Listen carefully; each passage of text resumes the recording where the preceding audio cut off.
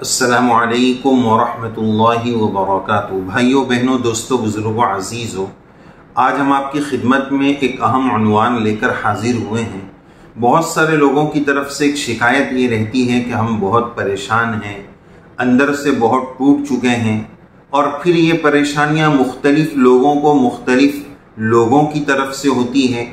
مثال کے طور پر کوئی بیوی، کوئی عورت پریشان ہے کہ میرا شوہر مجھے اتنا ٹارچر کرتا ہے اور اتنا بولتا ہے کہ میں اپنی زندگی سے ہار چکی ہوں، زندگی بس ہو چکی ہے۔ یا کوئی جگہ پر کام کرنے والا ہے، اس کا باس اس کو اتنا پریشان کرتا ہے کہ اس سے وہ ہار چکا ہے۔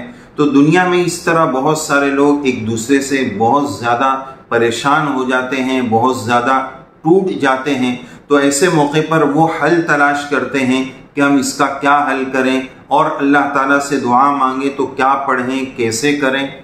تو بہرحال اس طرح زندگی میں بہت سارے لوگوں کو فیس کرنا پڑتا ہے، بہت سارے لوگوں پر اس طرح کے حالات آتے ہیں۔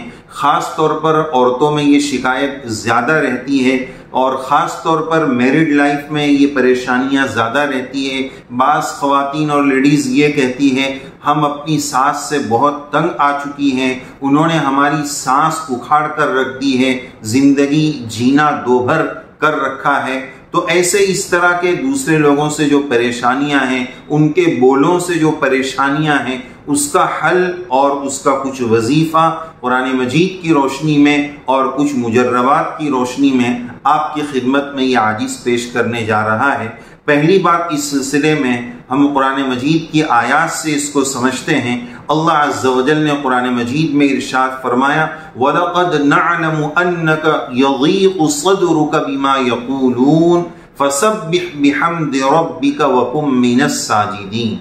نبی کریم صلی اللہ علیہ وسلم سے اللہ عز و جل نے قرآن مجید کی اس آیت میں یہ بات ارشاد فرمائی کہ یہ دشمن لوگ جو آپ کو بولتے ہیں اور اس سے آپ کا سینہ تنگ ہوتا ہے، آپ کو پریشان کرتے ہیں، تو یہ نہ سمجھیے کہ ہمارے علم میں یہ بات نہیں ہے۔ وَلَقَدْ نَعْلَمُ، اس کو ہم بخوبی جانتے ہیں، بہت اچھے سے جانتے ہیں۔ تو اسی طرح جب ہمیں کوئی پریشان کرے یا کسی کے بولوں سے ہم بہت پریشان ہو جائیں، ذہنی تناؤ کا شکار ہو جائیں، تو یہ نہ سمجھیں کہ اللہ کے علم میں نہیں ہے۔ اللہ تعالیٰ سب دیکھ رہے ہیں۔ اللہ تعالیٰ بڑی قدرت اور بڑی طاقت کے مالک ہے۔ یہ دنیا امتحان کی جگہ ہے، اور اس دنیا میں اللہ تعالیٰ نے ہمیں یہ بات سکھا کر بتائی ہے ان اللہ مع الصابرین، اللہ تبارک و تعالیٰ صبر کرنے والوں کے ساتھ ہوتے ہیں۔ تو بہرحال ایسے موقع پر لوگ بہت پریشان ہوتے ہیں۔ اللہ تبارک و تعالیٰ نے نبی کریم صلی اللہ علیہ وسلم سے اس آیت شریفہ میں یہی بات فرمائی کہ یہ جو دشمن آپ کو جو باتیں کہتے ہیں اور اس سے آپ کو تکلیف پہنچتی ہے، آپ کا دل اور سینہ تنگ ہوتا ہے، وَلَقَدْ نَعْلَمُ، ہم اس کو بخوبی جانتے ہیں۔ لیکن اس کا علاج کیا ہے؟ اس کی تسلی کیا ہوگی؟ کبھی کوئی بہت ستائے، لیکن کوئی مرد یا عورت اس کے سامنے استقامت کا پہاڑ بن جائے اور یوں محسوس ہونے لگ جائے کہ بس اب اس کو جو بولنا ہے، میرے ساتھ جو دشمنی نبھانی ہے وہ نبھاتا رہے، اللہ عز و جل مجھے صبر دے دے۔ تو اس کا حل کیا ہے؟ اس کے لیے انسان کو کیسے استقامت کا پہاڑ بننا ہے، اپنے دل کو کیسے مضبوط بنانا ہے، اور اس کے لیے وظیفہ کیا ہے، طریقہ کیا ہے، آگے اللہ عز و جل نے نبی کریم صلی اللہ علیہ وسلم کو اس کا حل بتایا۔ فَسَبِّحْ بِحَمْدِ رَبِّكَ وَكُن مِّنَ السَّاجِدِينَ، فَسَبِّحْ بِحَمْدِ رَبِّكَ وَكُن مِّنَ السَّاجِدِينَ، اپنے رب کی خوب تسبیح بیان کرو، اپنے رب کا خوب ذکر کرو، سبحان اللہ وغیرہ جو اللہ کی تسبیح ہے، ان تسبیحات کا خوب اہتمام کیا جائے۔ وَقُم مِّنَ السَّاجِدِينَ، سجدہ کرنے والے ہو جائیں، نماز پڑھنے والے بن جائیں۔ تو انہی دونوں باتوں کا اہتمام، یہ پہلا وظیفہ جو قرآنی وظیفہ ہے، ایسے حالات کی روشنی میں ہمیں ذکر و اذکار، معمولات، تسبیحات کے اہتمام کو بہت زیادہ بڑھا دینا چاہیے کہ ہم اللہ کی خوب پاکی بیان کریں۔ تسبیح کا خلاصہ کیا چیز ہے؟ اللہ کی خوب پاکی بیان کرنے کا نام تسبیح ہے۔ وَقُم مِّنَ السَّاجِدِينَ، سجدہ کرنا، 2 رکعت صلاۃ حاجت نماز پڑھ کر اللہ عز و جل سے دعا کرنا، یا اللہ میں میرے شوہر سے بہت پریشان ہو گئی ہوں، میں اپنے فلاں سے بہت تنگ آ گیا ہوں، اس طرح اللہ عز و جل سے اپنی شکایت پیش کرے، اللہ کے سامنے لجاجت کے آنسو بہائے اور ندامت کے آنسو بہائے، اپنے گناہوں پر ہم استغفار کریں اور پھر اللہ سے خوب مانگیں۔ اور بعض حضرات نے لکھا کہ تسبیح اور نماز دونوں کو جمع کر دے، اس لیے کہ نماز میں بھی تسبیح پڑھی جاتی ہے، سبحان ربی الاعلی، سبحان ربی العظیم، یہ بھی اللہ تعالیٰ کی تسبیح ہے۔ تو صلاۃ الحاجت پڑھ کر دعا مانگنا، سجدے کا اہتمام کرنا، تسبیح کا اہتمام کرنا، یہ پہلا وظیفہ ہے، اور پھر اس کے بعد اللہ عز و جل سے مانگنا۔ دوسرا وظیفہ یہ عرض کرنا ہے کہ یا حی یا قیوم برحمتک استغیث، اسکرین پر آپ لکھا ہوا دیکھیں گے، یا حی یا قیوم برحمتک استغیث، 40 دن تک اس عمل کو کرنا ہے۔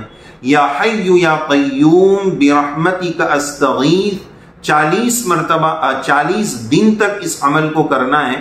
3 تسبیح پڑھنی ہے، یا حی یا قیوم برحمتک استغیث کی 3 تسبیح پڑھنی ہے، اور شروع میں تینوں تسبیح سے پہلے شروع میں 3 مرتبہ درود ابراہیمی پڑھنا ہے۔ 3 تسبیح ہو جانے کے بعد پھر 3 مرتبہ درود ابراہیمی پڑھنا ہے، اور بیچ میں 3 تسبیح 100 دانے کی، یا حی یا قیوم برحمتک استغیث، انتہائی لجاجت کے ساتھ اللہ کو حاضر سمجھ کر اللہ کی جناب میں یہ پڑھنا ہے، یا حی یا قیوم برحمتک استغیث، 3 تسبیح پڑھ کر پھر خوب رو کر اللہ عز و جل سے دعا مانگنی ہے۔ 40 دن تک اس عمل کو کرنا ہے۔ جس سے بھی پریشان ہے اس کا تصور کر کے اس عمل کو پڑھنا ہے، اور پھر اللہ سے دعا مانگنی ہے۔ انشاءاللہ 40 دنوں میں اللہ تعالیٰ اس وظیفے کی برکت سے نتیجہ بہت اچھا ظاہر فرمائیں گے۔ اگلا وظیفہ یہ ہے، صرف 1 مرتبہ کرنے کا وظیفہ ہے، یا لطیف۔ لطیف اللہ تبارک و تعالیٰ کا نام ہے۔ یا لطیف 1100 مرتبہ پڑھنا ہے، 11 تسبیح پڑھنی ہے، یا لطیف کی 11 تسبیح پڑھنی ہے۔ شروع میں 11 مرتبہ درود شریف درود ابراہیمی، اخیر میں 11 مرتبہ درود شریف درود ابراہیمی، اور بیچ میں 1100 مرتبہ یا لطیف جو اللہ کا نام ہے اس کو پڑھنا ہے۔ اس شخص کا، اس ظالم کا تصور کر کے جس سے ہم پریشان ہیں، پھر اللہ عز و جل سے دعا مانگنی ہے اور دعاؤں کا اہتمام کرنا ہے۔ سب سے اہم پہلی والی بات کہ فسبح بحمد ربک، اللہ کی تسبیح اور نمازوں کا اہتمام، سجدے کا اہتمام۔ ہمارے گھر میں ہمارے ساتھ بہت ساری پریشانیاں اس لیے بھی آتی ہے کہ ہم نے اللہ کو ناراض کر رکھا ہے، عبادتوں کو چھوڑ کر، شریعت و سنت کو چھوڑ کر، تو پھر اللہ کی مخلوق ہم پر مسلط ہو جاتی ہے، وہ ہم کو پریشان کرنے لگتی ہے، اور بسا اوقات ایسے حالات دنیا ہی میں اللہ کی طرف سے عذاب بن جاتے ہیں۔ عدل و انصاف فقط حشر پر موقوف نہیں، عدل و انصاف فقط حشر پر موقوف نہیں، زندگی خود بھی گناہوں کی سزا دیتی ہے۔ تو اللہ نہ کرے یہ اللہ کی طرف سے ہمارے لیے عذاب ہو یا آزمائش ہو۔ بہر صورت ہمیں اپنے آپ کو بدلنے کی ضرورت ہے، عبادت کا اہتمام کرنے کی ضرورت ہے، شریعت سنت کا اہتمام کرنے کی ضرورت ہے۔